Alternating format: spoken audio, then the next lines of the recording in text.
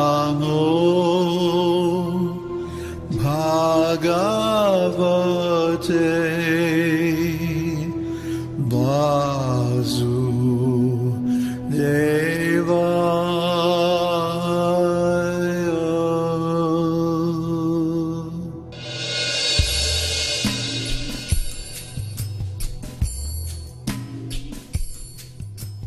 Hello, I'm David Hughes. Welcome to Your Perfect Body, the podcast of the Esoteric Teaching Community.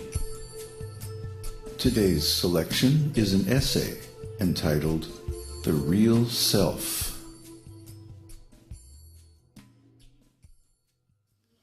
Our series on the second chapter of Bhagavad-gītā continues with the detailed study of the science of the soul given by Sri Kṛṣṇa Himself. Before we can engage in spiritual life, we must know who we really are. The material body is just a temporary shell. The real self is the eternal soul. Na evaham jatu nasam, tvam neme janadhipah, caiva na bhavisyamah, sarve vayam atah param. Never was there a time when I did not exist, nor you, nor all these kings, nor in the future shall any of us cease to be. Bhagavad-gītā 2:12. Krishna began teaching Arjuna in Bhagavad-gītā 2:11 by chastising him. You do not know anything. Still, you are talking as if you were a learned man. That is the symptom of a person without any spiritual knowledge. Almost everyone in this material world is without any spiritual knowledge. Still, they're proud of their learning, their knowledge, their degrees. They will talk on and on about all kinds of material subjects. But if you ask them to explain the difference between a living body and a dead body, or between matter and spirit, they cannot answer. They try to avoid the question by saying that it's not important, or they become angry. This is material consciousness, or spiritual ignorance. A really learned person does not behave like that. For example, when Sanatana Goswami, the ontological architect of this esoteric teaching, approached Lord Sri Chaitanya Mahaprabhu, the incarnation of Krishna for the Kali Yuga, he first of all presented himself as a person without any knowledge. But was Sanatana Goswami really ignorant? Actually, he was born into a very aristocratic Brahmana family. He was a very learned scholar in Sanskrit and Urdu, and a cabinet minister of the king of Bengal. Still, he presented himself before Sri Chaitanya Mahaprabhu as a fool. He said, Nicha jati nicha sangi patita adhama, kuvishaya kupe padi gonainu janama. Apa nara hita hita kichui na jani, ramya vyavahare pandit tai satyamani. I was born in a low-class family, and my associates are all low-class men. I myself am fallen, and am the lowest of men. Indeed, I have passed my whole life fallen in the well of sinful materialism. The common men say that I am a very learned pandit, but I am such a rascal, I do not know what I am. Chaitanya Charitamrita, Madhya Lila 20, 99, and 100. This is the proper way to approach a spiritual master teacher. Why? This is everyone's actual position. We do not know who or what we really are. If you ask any so-called learned scientist or professor, who are you? He'll answer, I am Dr. So-and-so, I am American, or I am Mexican, I am Indian, according to the bodily conception of life. This is ignorance. No one is this material body. We are all spirit souls. That is the first lesson of spiritual knowledge.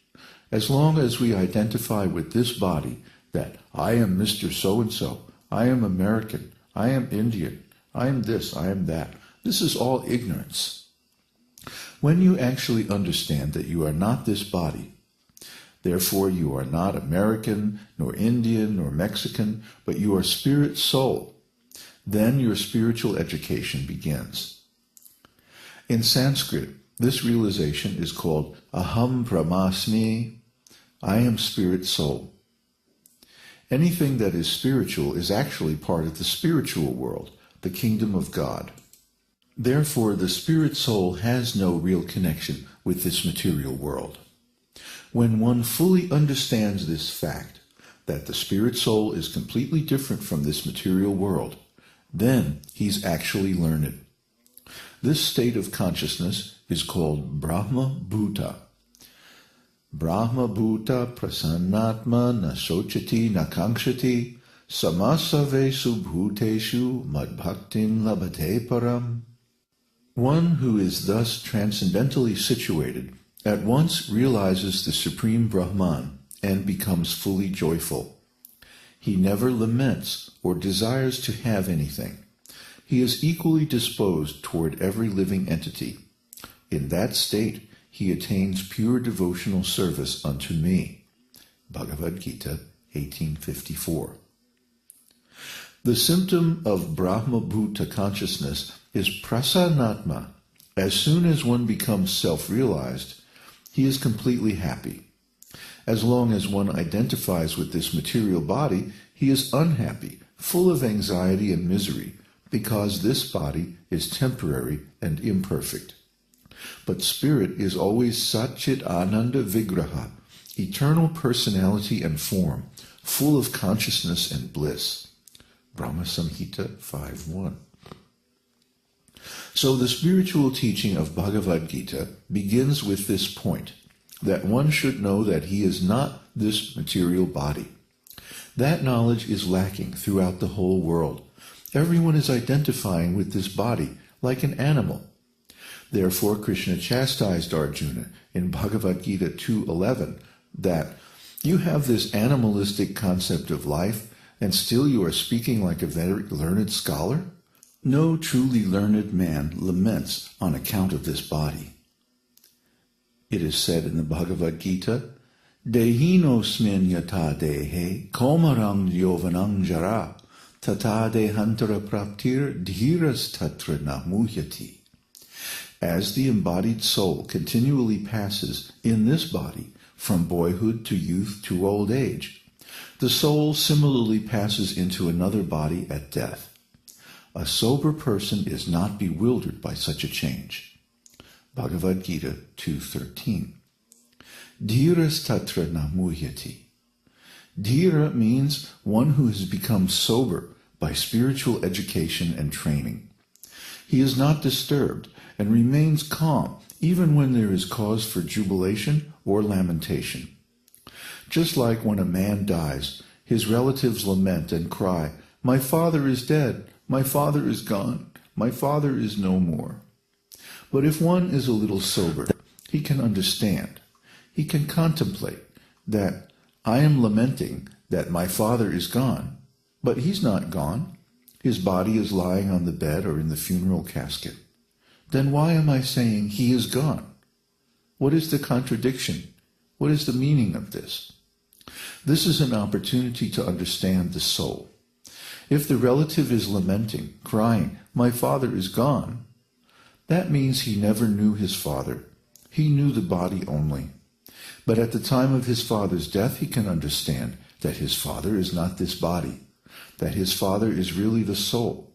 And when the soul departs from the body dies.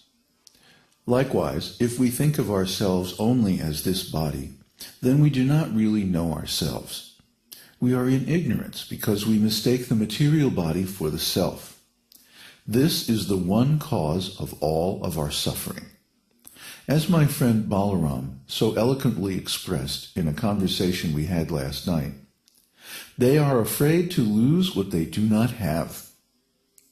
We are all afraid of death, but death refers only to the material body.